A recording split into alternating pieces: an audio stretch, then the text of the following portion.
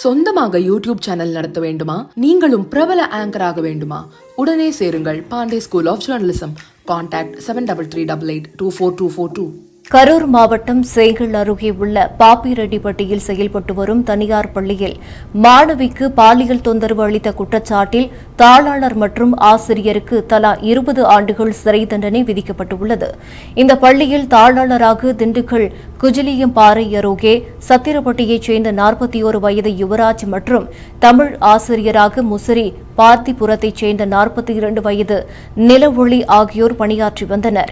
2022ஆம் ஆண்டு அந்த பள்ளியில் 10ஆம் வகுப்பில் படித்து வந்த மாணவி யுவராஜ் மற்றும் நிலவொளி இருவரும் தன்னிடம் பாலியல் தொந்தரவு நடத்தியதாக லாலாப்பேட்டை காவல் நிலையத்தில் புகார் அளித்தார்.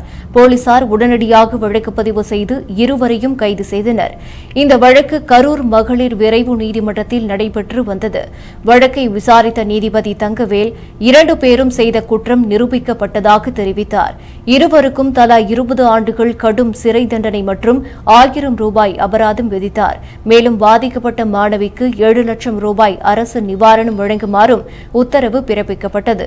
இவ்வழக்கை சிறப்பாக விசாரித்த குளித்தலை அனைத்து மகளிர் போலீசாரை காவல் கண்காணிப்பாளர் ஃபெரஸ்கான் அப்துல்லா பாராட்டினார்.